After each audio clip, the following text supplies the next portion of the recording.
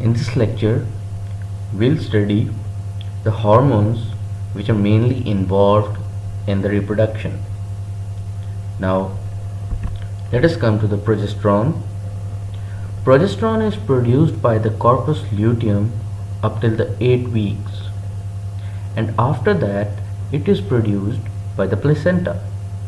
So up till 8 weeks of pregnancy, corpus luteum produces the progesterone और उसके बाद से प्लेसेंटा बनाएगा.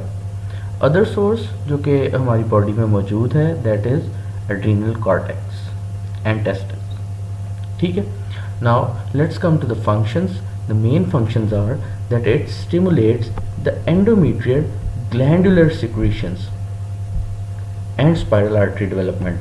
बेसिकली प्रोजेस्टेरॉन का फंक्शन जो यूट्रस में एंडोमेट्रियम पे है वो ये है कि ये एंडोमेट्रियल लेयर्स को कार्बोहाइड्रेट से भर देता है ताकि आगे जब बेबी यूट्रस में एंडोमेट्रियल लेयर में इम्प्लांट होगा तो उसकी न्यूट्रिशन के लिए वहाँ पर कार्बोहाइड्रेट सिक्रीशंस मौजूद हो जहाँ पे वो एनर्जी ले सके.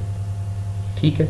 इसी तरह स्पाइरल आर्टरी जो है वो है जो एंडोमेट्रियम में जब प्लेसेंटा बनना हो तो वहाँ की जो आर्टरीज हैं वो स्पाइरल एंड लूज हो जाती हैं.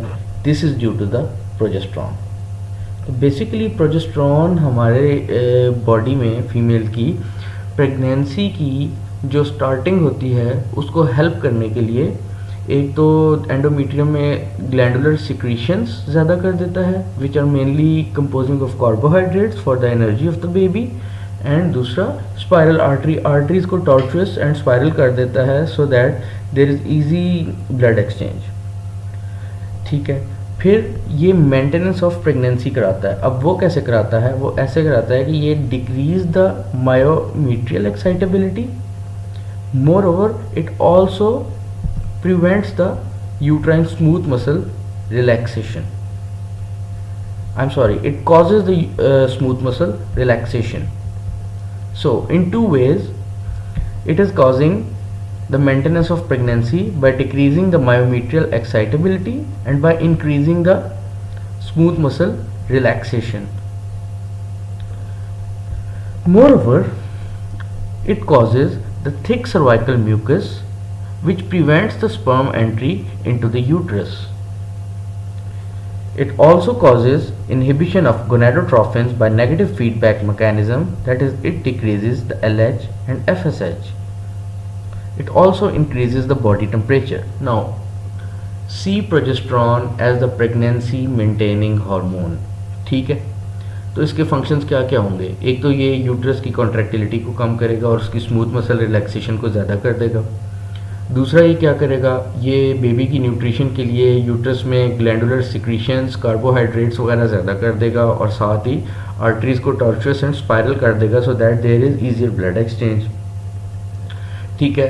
Then it produces a thick cervical mucus around the cervix so that no more sperms can enter into the uterus. One of its function is that it increases the body temperature. Now the important thing is that you should know that it is produced until 8 weeks of pregnancy by the corpus luteum, and after that it is produced by the placenta. Now it also decreases the estrogen receptor expression. Estrogen basically uterus को stimulate करने वाला hormone है, जबकि progesterone pregnancy maintain करने वाला है तो वो कोई भी ऐसी चीज़ को प्रिवेंट करेगा जो कि यूट्रस को स्टिमुलेट करती है. So it will decrease the oestrogen receptor expression. It will prevent the endometrial hyperplasia. Progesterone is progestation means ये प्रेगनेंसी को होल्ड करने वाला, प्रेगनेंसी को प्रमोट करने वाला हार्मोन है. नाउ नॉर्मली क्या हो रहा है कि जब भी ईस्ट्रोजन और प्रोजेस्टेरॉन बॉडी में ज़्यादा होते हैं they are inhibiting the prolactin. Both oestrogen and progesterone जो हैं वो जो प्रोजेस्टेरॉन है that is involve in the development of the breast and it is causing inhibition of prolactin. Now we should be knowing that estrogen stimulates the ductal growth in the breast, whereas the progesterone stimulates the alveolar and the lobular growth in the breast. So both estrogen and progesterone are involved in the growth and development of the breast. Estrogen, E for epithelium, and epithelium is in the ducts. So estrogen stimulates the ductal growth, whereas progesterone stimulates the alveolar and lobular growth. So both estrogen and progesterone have negative effect on prolactin. So when the breast is developing, the prolactin is deficient. But when after the pregnancy, both estrogen and progesterone decrease in level, and when they decrease in level, the negative effect on the prolactin is lost, and as a result prolactin increases and there is lactation. Prolactin increase is further augmented by the suck of the baby, which increases the prolactin, and as a result there is more lactation. Now increase in progesterone causes increase in the body temperature, and it is indicative of the ovulation. Okay. Now let's come to the estrogen. Estrogen is of three types basically. One is estradiol, one is estrone, and other is estriol.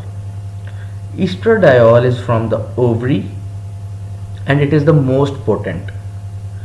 Estrone is from the adipose tissue and is the second most potent hormone, whereas estriol is from the placenta and it is least potent among the three. So estradiol from the ovary, most potent; estrone from the adipose tissue, second most potent; and estriol from the placenta, it is third most potent hormone.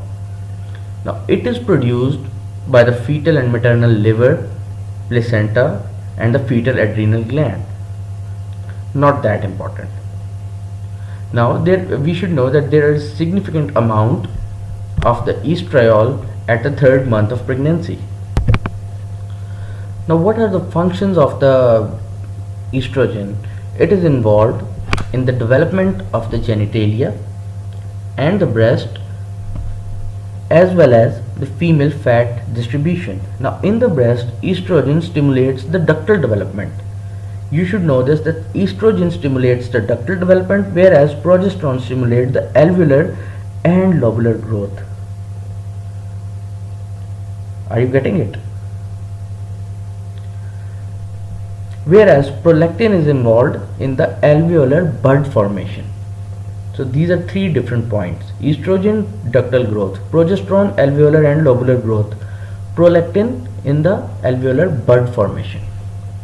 So let's come to the functions. So estrogen is involved in the development of the genitalia, breast and the female fat distribution. It is also involved in the endometrial proliferation. It is opposite to that of the progesterone. Progesterone was not causing the endometrial proliferation. It is increasing the myometrial excitability, whereas progesterone was decreasing the myometrial excitability. It is also involved in the growth of follicle. Estrogen is involved in the upregulation of the luteinizing hormone and progesterone receptors, whereas progesterone was involved in the decrease of estrogen receptors.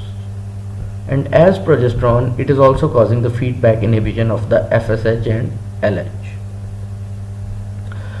Now it also increases the transport proteins, and it decreases the LDL and increases the HDL. So let's summarize. What are the functions of estrogen? Estrogen is causing the breast ductal development and as well as genitalia development and female fat deposition. It is basically the hormone causing the endometrial proliferation and growth of the follicle. And now let's come to the functions of estrogen opposite to progesterone, that are endometrial proliferation. Whereas progesterone was causing decreased endometrial proliferation, estrogen is causing increased myometrial excitability, whereas progesterone was causing decreased myometrial excitability. Estrogen is upregulating the progesterone and the LH receptors, whereas the progesterone was decreasing the estrogen receptors, and that's it. Moreover, protein is also involved in the feedback inhibition of FSH and LH. And about the sources, three typical estrogen hormones: estradiol, estrone, and estriol. Estradiol from the ovary is the most potent. Estrone from the adipose tissue is the second most potent, and estriol from the placenta is the third most potent hormone. Now, estrogen is produced from the follicle, from the theca, and the granulosa cells. Now, what is happening in the theca cells, that under the effect of the luteinizing hormone, these cholesterol is converted by desmolase into androstenedione. Now, this desmolase is activated by this luteinizing hormone.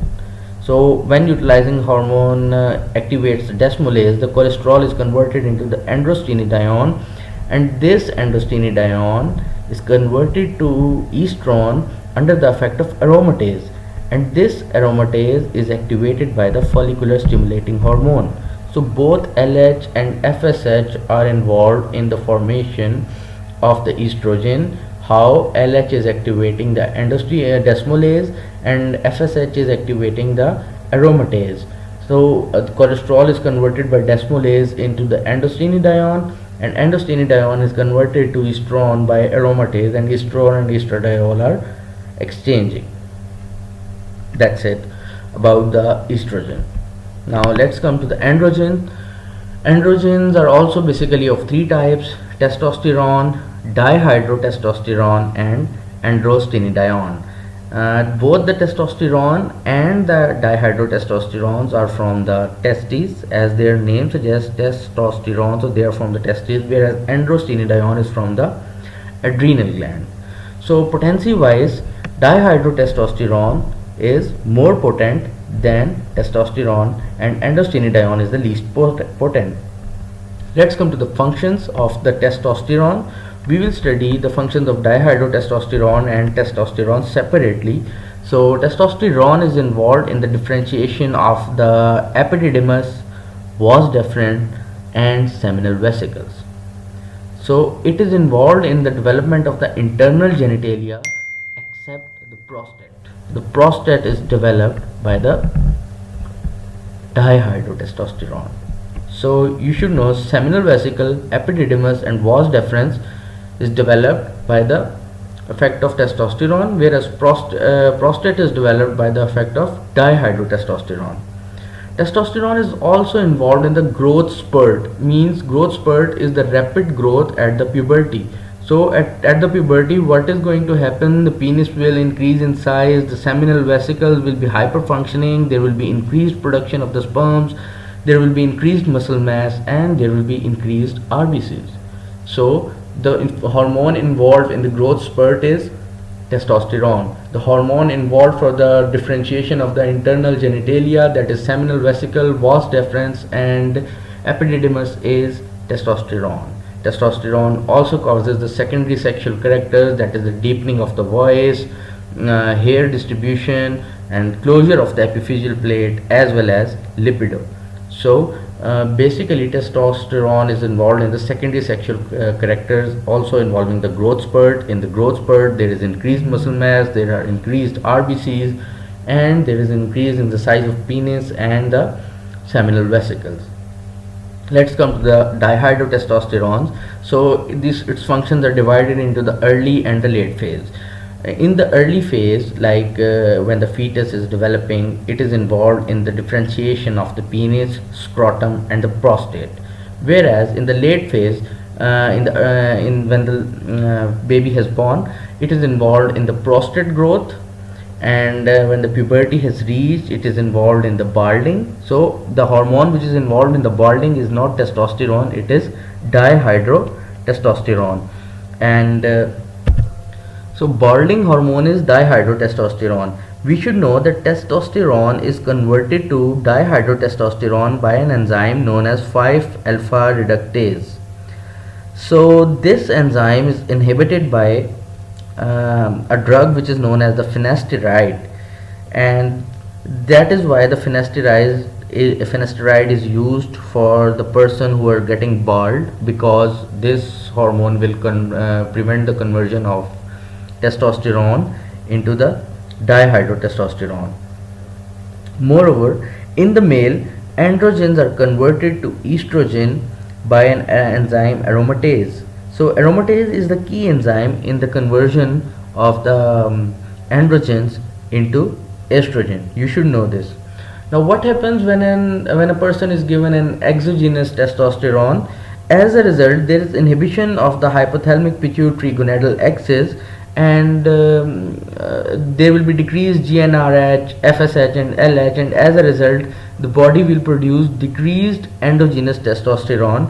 And when decreased endogenous testosterone is there, there will be decrease in the testicular size and decreased sperm production. So, अगर आप किसी बंदे को outer source से दे देंगे testosterone, तो उसका क्या इफेक्ट होगा, उसके हार्मोन्स पे ये इफेक्ट होगा कि उसका GnRH कम हो जाएगा, and as a result FSH LH कम हो जाएगा, और FSH LH कम होने से उसका टेस्टोस्टेरोन प्रोडक्शन कम हो जाएगी, और वो कम होने से उसको टेस्टिकुलर साइज भी छोटा हो जाएगा, and there will be decrease sperm production. So late functions of the dihydrotestosterone were the prostate growth, the balding, and the increased sebaceous gland activity. Now, we should know that what are the functions of the HCG.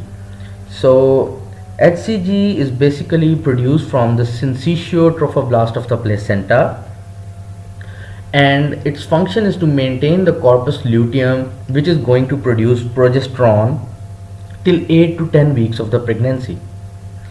It acts like luteinizing hormone, which is basically holding the luteinization of the corpus luteum.